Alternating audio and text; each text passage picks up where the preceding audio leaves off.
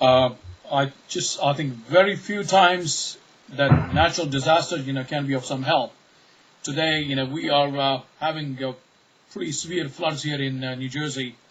And thanks to the floods, and I'm able to talk to you because we were able to coordinate, the time difference.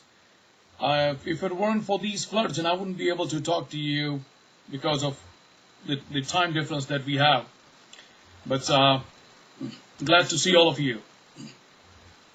Nice to see you too. Thank you.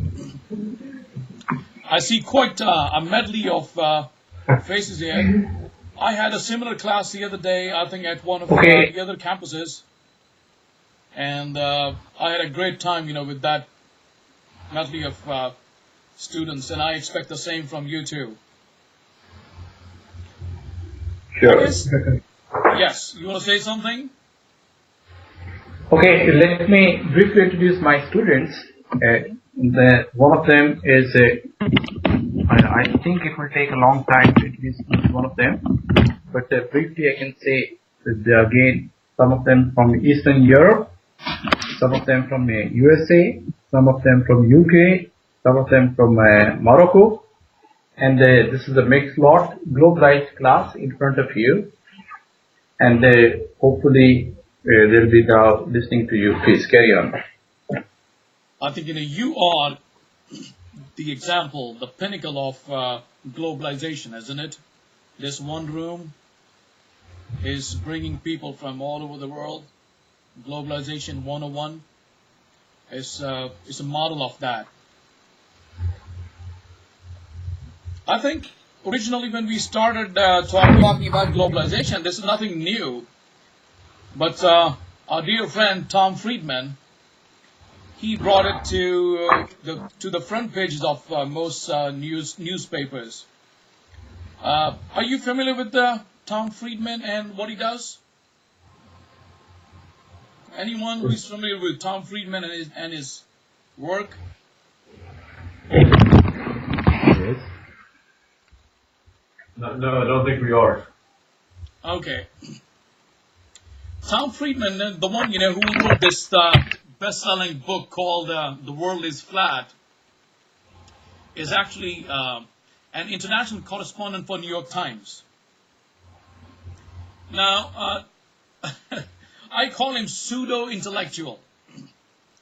Pretty pompous guy, but because of his access to New York Times editorial pages, he was able to gather information which was readily accessible. Probably you have that information too. Who doesn't know, what India is going through? Who doesn't know, what China is going through? He was able to get all this readily accessible information and give it a narrative, make it into a story, and bring it, to the forefront of the newspapers and also into the academia. And the result was his book, The World Is Flat, his expose on Globalization 101. Anyone, who is familiar with, who has read some review of the books or who has read the book itself, in this class? Unfortunately, nobody, I think.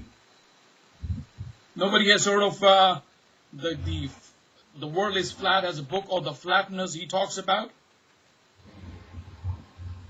No. Anyway, this is putting me in a situation where I have to explain the book. I detest. I'm not a great fan of Tom Friedman's books, but I would have to give it a brief synopsis of his book. He talks about Columbus knew that the world is round, and suddenly, when I was, sitting in Bangalore, India, with I think his name is Nandan Kalakani. He's the chief executive officer of Infosys. It is one of the main technology companies in India. He was sitting with him, and Nandan said something that because of the access of information, the world is now a level playing field. What he meant was that you are sitting there in USA and we are sitting here in India. We can compete on a level playing field. And Tom Friedman suddenly came up, with this glorious idea. Oh, so that means world is not round. The world is flat. And I mean, we all know it's just a metaphor. It's not in the physical sense. The world is flat means that people can access each other's reservoir of information more readily than they were able to do in the past. So he comes up, with all these ideas. What are those causes? What are those? What are the determiners? What are the flatteners? What he called the flatteners of the world, which created, this flat world. So he counts them, as 10 flatteners, which impacted or which created, this flattening of the world. And the number one he calls as the number one flattener is the collapse of the Berlin Wall in 1989, I guess. The collapse of the Berlin Wall. The people, from Eastern Europe would know better than I do. So the Berlin Wall collapses in 1989.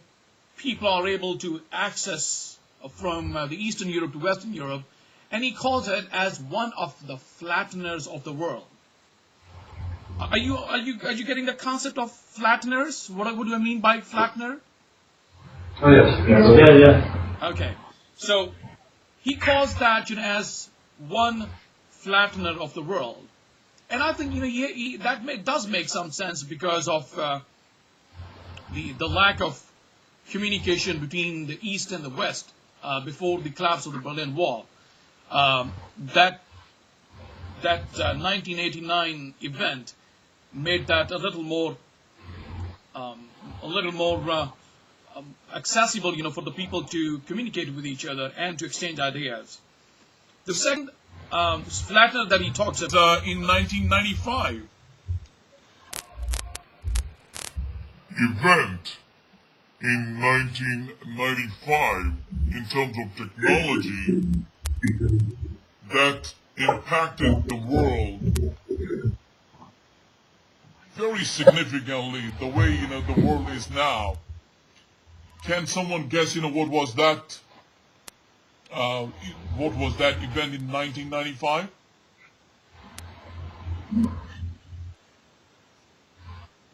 I couldn't hear that. There you go.